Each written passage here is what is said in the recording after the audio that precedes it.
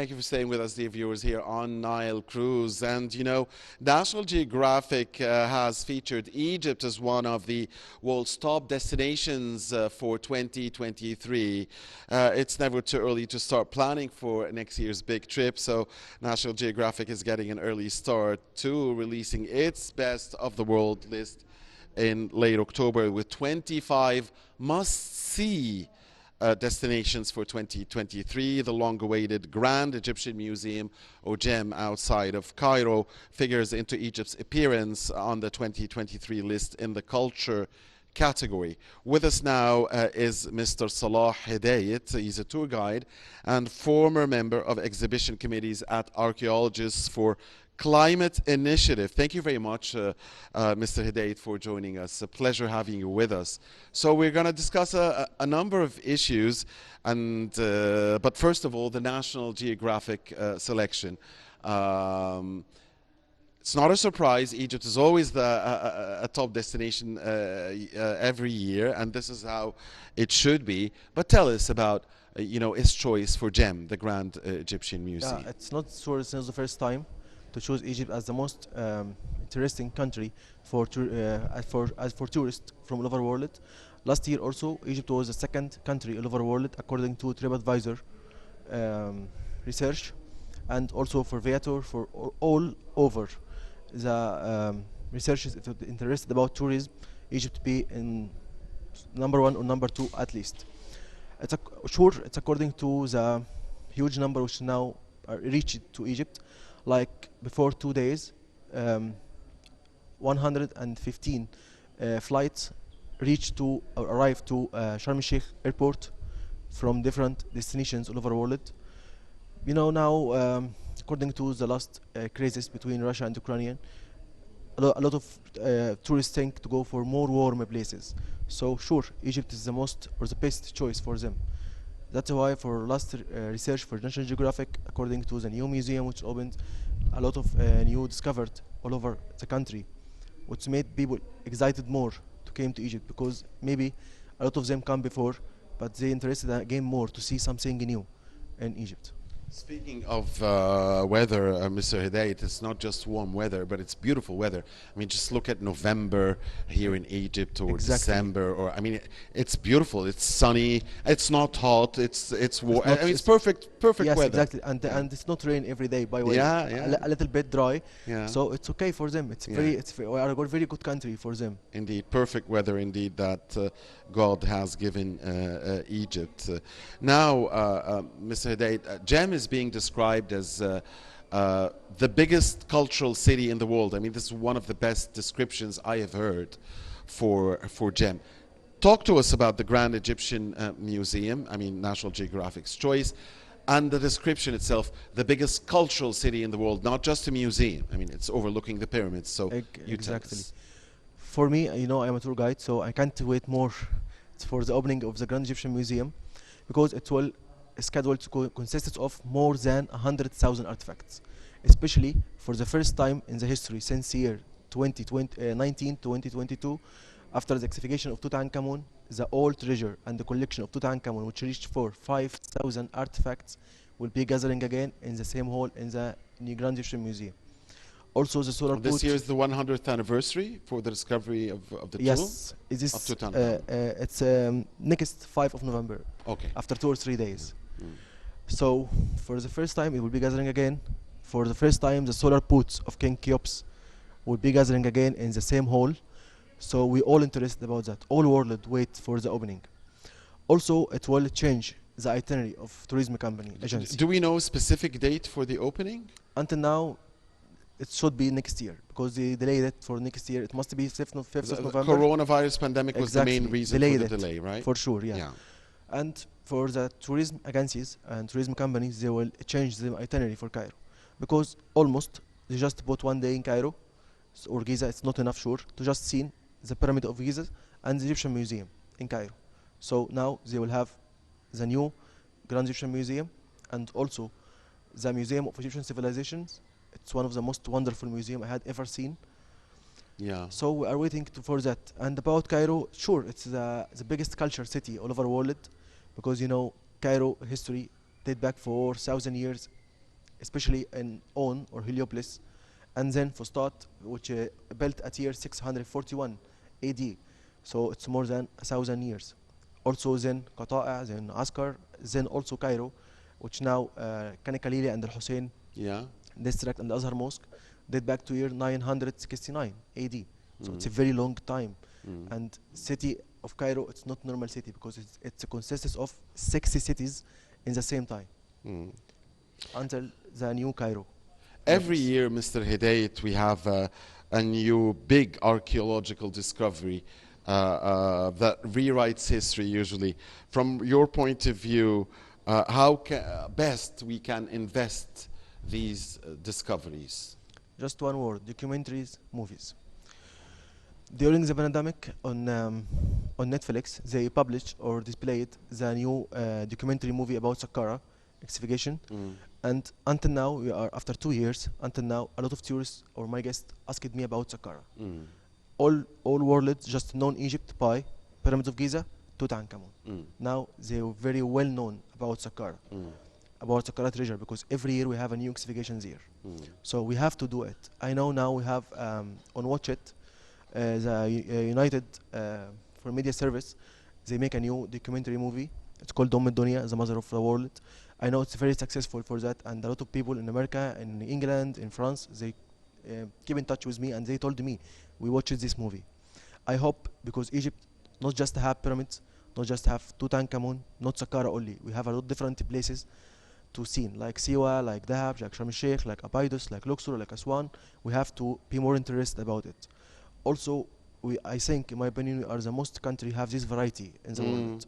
Mm. Like for every single region in Egypt, like east, like west, south, north, every single region they have their own custom, their own apparels, their own music, their own folk, their own traditionals. Right. Like people in north of Upper Egypt, not like the same traditional in south of Upper Egypt, not like Aswan. Mm. And we talk in just the south of Egypt. We Mm. have three different heritage or three different folks in the Mm. same region. Mm. Even for east, even for north, we can find Delta as a countryside, and we can find Alexandria, and we can find the north, far north for Marsa Matruh. So we have to show it to the world, because the world want to know more about the new cultures. And in Egypt, we have a lot of cultures in the same country, Indeed. and we indeed. have indeed. So we have to post it for the world to can make them come to Egypt. Very rich in history, of course, Egypt and the cultural diversity, as you mentioned, Mr. Hidayat, is very rich. Since, I mean, you are a member of Archaeologists for Climate Initiative, Yes. you can't be with us here. I wouldn't be asking you about COP27. How do you like the fact that Egypt is hosting the world and leading efforts to try and save the planet for the sake of mankind and fighting global warming and in boosting or endorsing environmentally friendly activities? Tell us about what you think of COP27 and how it can be good for Egyptian tourism in general. Yes, it's not normal it's not strange for Egypt to be leading the world, because it's so normal for us. Egypt was lead the whole world in the ancient time. We are the first country in the world. We are the first country give improve for that, as human person can be a citizen. All the world were just hunters now, but in Egypt was citizen, have administration capital, have king, have administration, political system. So it's so normal for Egypt to lead the world. And about the tourism, it's very well known and very famous, and one of the patterns of tourism all over the world, it's conference tourism. Right. So to hold one of the biggest conferences for all the world in Sharm el-Sheikh, or especially Sharm el-Sheikh or in Egypt, it's very important to can more Egypt to be more attracted to people to come to Egypt. And about climate change affected sure for tourism, sure, because now Egypt, you know, it's a dry country. So we now have a race for the level of raining in Egypt, the race of humidity, the race of salt, the race of erosion for stones, especially for limestone and sandstone. That's why we have a lot of sites affected by climate change impacts, like the mosque of Ahmed bin Tulun Now the salt start and the humidity level start to eat the decorations inside and the painting inside the mosque. Also the complex of Al-Mansur Qalawun in Muazzez Street. Also the rays of the, groundwater like Osirion in Abydos. So what is the best way to protect our historic sites from the effects of climate change? Already our Ministry of Tourism and Antiquities, they have a lot of projects since year 2014 until now. They're still working for that, and we have a lot of projects. Like when I was a student in the university, I can't reach to the catacomb of Qom Shukafa because it consists of 3 levels. The third and second level, it was under the groundwater. Now after a huge project, I can reach to the bottom of the catacomb of Qom Shukafa. Even the underground level also start to eat and start to affect the construction of Babylon fortress in old Cairo, which mean it will be destroyed. One of the most important churches in Egypt, hanging a church. They also have a great project and they make it clean, and I know very soon we can visit the fortress of Babylon for the first time in history. So we've succeeded in renovating it. Sure, because I can now take my guests, and for myself also I can reach for different places I can't reach before. Even like Baron Ban Palace, one of the most beautiful palaces in Egypt. We can't go inside before, but after the renovation project, we now can go inside, have a nice pictures, told people about the importance of Egypt to make a Belgium person. He is Baron Ban, leave Europe, leave Belgium, and he came to Egypt to investment, and he decided to build his palace there, and also want to bird in Egypt. It's maybe encourage people to come to invest in Egypt. So it's a great project, not just for tourism and antiquities, but also for investment, to kind of encourage people to come to Egypt. Indeed, Mr. Hadaet, the government has done a lot of efforts to boost tourism. For instance, in the coronavirus crisis, it financially supported tourism companies and made for easier loans and credit and so on. The measures were perfect. The health measures were perfect to protect the tourists. We got things started very quickly. We are inaugurating new museums, renovating older museums, finding new ways of promoting conference tourism, sports tourism, a lot of things. Yes. You tell us about these efforts and how you see them and how they can help the Egyptian economy, the bringing in of foreign currency, the creation of jobs, and you name it. Okay, first, to be honest with you, and to be honest with myself also, the support which given to the tourism from the state of Egypt, from our president Fattah al-Sisi, it's never had happened before. Now, for every year, you'll find 3 or 2 museums open in the same year. We are supposed to renew more museums, and for the first time, I can't imagine how be one of the most attracted city like Sharm el-Sheikh and the Hurghada without museums. So, for tourists or guests come there just to go for beach and pools. But now not anymore. Yeah. Not anymore. But now they have museums to see. They have some artifacts to know more about Egyptian history. So they be more interested to come have a day tour in Cairo.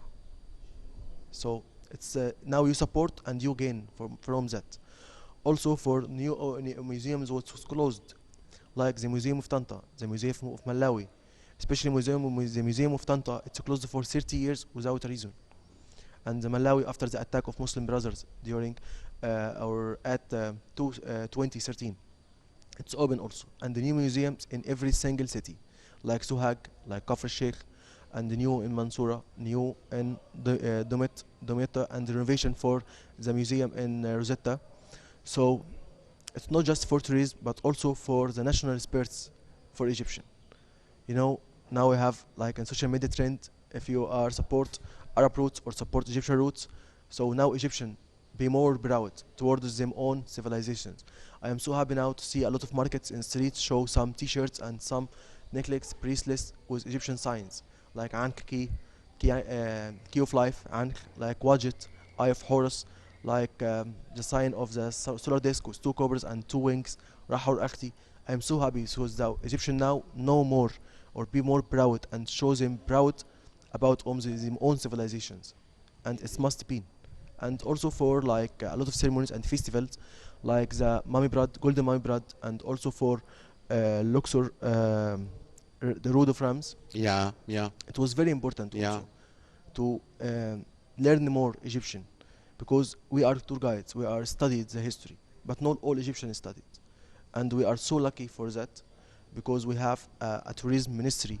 He was before a tour guide, and he also a professor in Helwan University, so he know how to kind gain the attention of people for his work, and we was so proud for his efforts. And also he have a famous phrase. He said that he come and find the guest can pay one ticket to see all Egyptian history in the museum in Egyptian museum in Tahrir Square. But now to can see the mummies, to can see history, and soon to can see Tutankhamun, you have to pay 3 tickets. So you can gain more money for income. As you know, tourism it's one of the most Of important course, we income want for more Egypt. money, and we want more tourists, and Exactly. in general, more people Yes. to be welcomed here in Egypt. Egyptians love to embrace people from all around the world, and be generous and charming with them and receive them in their second homeland. Thank you very much, Mr. Salah Thank Hadaet, you. tour guide and expert. It's been a pleasure really having you. We hope to see you So again. pleasure to Thank me. you. Thank you. Thank you Thank so you. much. Dear viewers, Thank you. please stay with us here on Nile Cruise, coming to you from a very nice place here in the heart of Giza, the heart of civilization.